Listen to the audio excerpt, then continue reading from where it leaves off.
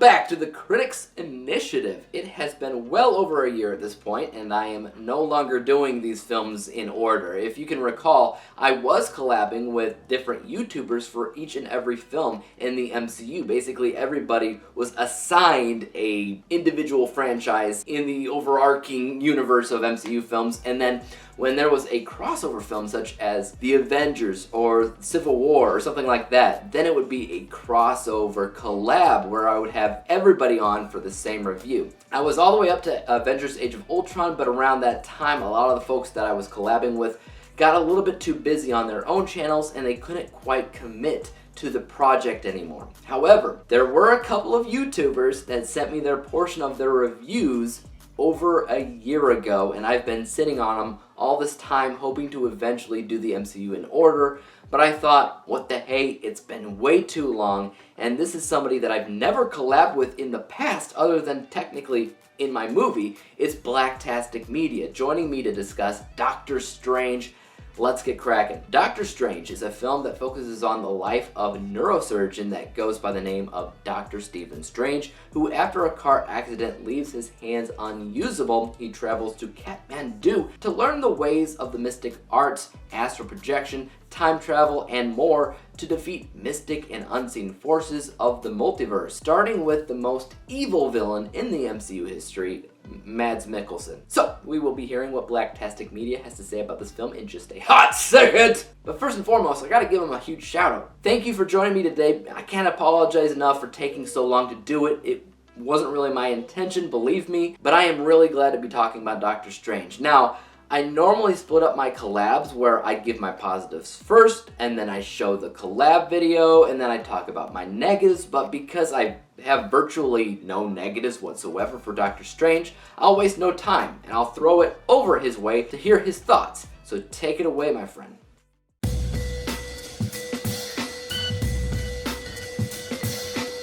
Hey, how's it going? I was invited to partaketh in this wonderful event of collaborating about superhero movies from my good friend Dave from Interpreting the Stars. Such a colorful man. I've always enjoyed his videos, and for the first time we get to work together and collab on something.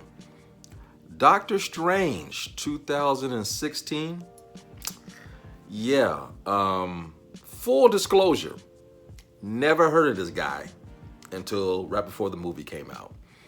Those that know me knows that I don't read comic books. I can literally count on 2 fingers all the comic books I read my entire life. Never got into them, never liked them. If you didn't have a TV show or a cartoon, I never knew or heard of you in my life. Benedict Cumberbatch, love him as an actor. I love him in Star Trek, 12 Years Slave. Whoo, he was too damn good in that movie. I actually hated his ass for a while. Mr. Edgy Fours in this movie, Rachel McAdams. Mads Mikkelsen plays the antagonist in this film. And you all know the story. Dr. Stephen Strange is a neurosurgeon, has a horrible accident. It's his fault why he had that accident. Should have been speeding, fool. Ruined his hands. And as a neurosurgeon, you need these. Now he got the mad shakes. No good. He's an arrogant son of a bitch, but brilliant. It goes hand in hand. The relationship between him and Rachel McAdams was believable. I believe that they cared about each other. They were in love. She dealt with his antics. He's very witty and funny in this movie. That part surprised me. But when Western medicine can't fix him, he's so into getting things right, he goes to Eastern medicine, finds some monks, goes to a monastery, and that's when he learns the art of the majestic magic. And Marvel took a bold leap of faith, and I think it worked. Look, because I don't care for these characters a whole lot, doesn't mean a big deal to me, doesn't mean the movie wasn't well made. It's a fine film. You have your comedy, your action. Like every Marvel film, they're cookie cutters. They pretty much mirror each other. I never plan on watching this movie again until tonight when my man asked me to rewatch it to do a collab with him. And revisiting this film, I see why a lot of people like him.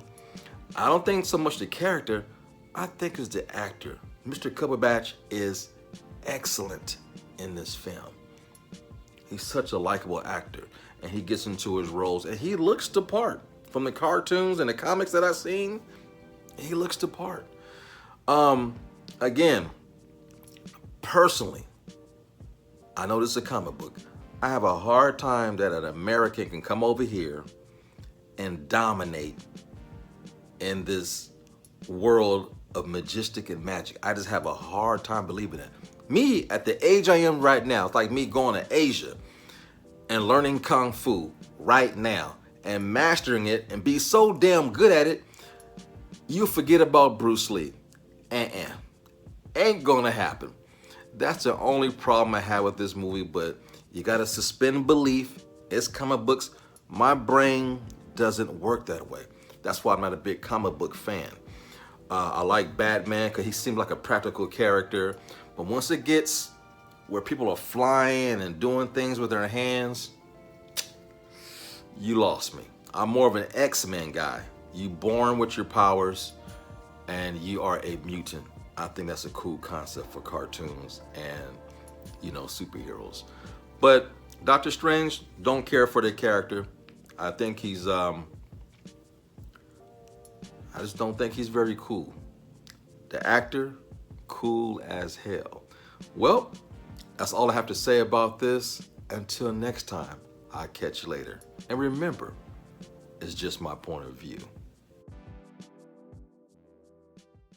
Thank you to Blacktastic Media once again for joining me to discuss Doctor Strange. Please guys, do yourself a solid and go over to his channel. I've left a link to that in my description box below. Subscribe, because this dude does it all. He does all these smooth film reviews like you just watched, but he also makes movies, believe it or not. Definitely has artistic creativity in his bones, and he's well worth the time. Please check him out. Also, man, I get it. You enjoy the film, it's not really your cup of tea. To you, it's basically just another copy and paste superhero film. I can see where you're coming from. Some movies are like that to me as well, because like you, I didn't really grow up reading comics. There was like one that I really enjoyed reading, which was Marvel's The Runaways, which I think that was more of a graphic novel than anything, and they turned that into a show that I still haven't finished watching. But that's about it. I'm very much like you. If they didn't create a movie or a TV show about it first, then I didn't know that it existed. I didn't know Iron Man existed when that came out. Ant-Man, the Guardians of the Galaxy, Captain Marvel, Black Panther, Black Widow, even Thor. I was like, that's a Nordic god, isn't it? With Marvel, all I really knew was Spider-Man, X-Men, Captain America, because they made those 90s TV movies, and the Hulk. Obviously, I had no idea who Doctor Strange was either, though I did hear the name. What are we gonna call this guy? Dr. Octopus. That's crap. Science Squid? Crap. Doctor Strange. That's pretty good. But it's taken. So you and I were on the same page there, Blacktastic, but where we differed is that for the longest time, this was tied in first place for me with the MCU. The reason why might surprise you though. I don't consider this copy-paste like you. Tonally, yes, it's serious, it's humorous, there's a lot of colorful action, etc. But narratively, it's significantly original. Not just for the MCU, but for films or TV series in general.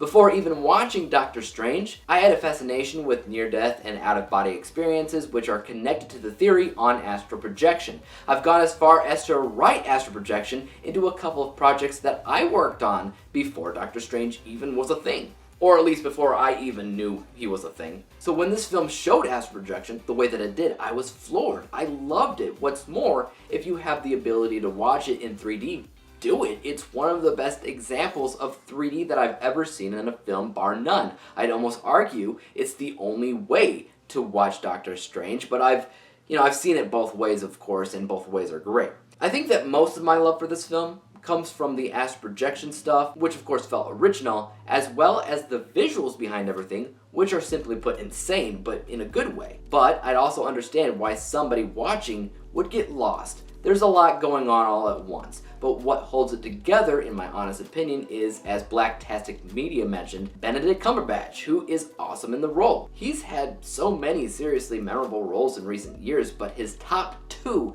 have to be Sherlock Holmes and Doctor Strange. They just have to be. He just fits in so well. He has the look, he's got the charisma, and while I can't speak to how comically accurate his character is, it at least feels accurate, which is good enough for me. I gave Doctor Strange an A+ letter grade, final overall rating of 97%, 97 out of 100 possible stars, which is obviously nearly perfect. It dipped in overall score for me over the years, but by 1%.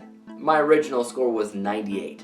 Sometimes, though, 1% can make all the difference for these MCU films, given the fact that a lot of them I do have scored in the 90th percentile. Anyway, I want to thank Blacktastic Media one last time for joining me on this review. Hopefully we can talk about something else in the near future that will not take me a year plus to discuss. But until then, guys, leave your thoughts on Doctor Strange in the comment section down below. When it first came out, what do you remember being your initial reaction? Let me know, and as for YouTube, you guys know what to do. Hit the like, subscribe button, and bell to be notified when I come out with my next Critics Initiative review, which should be pretty soon. And until then, peace out!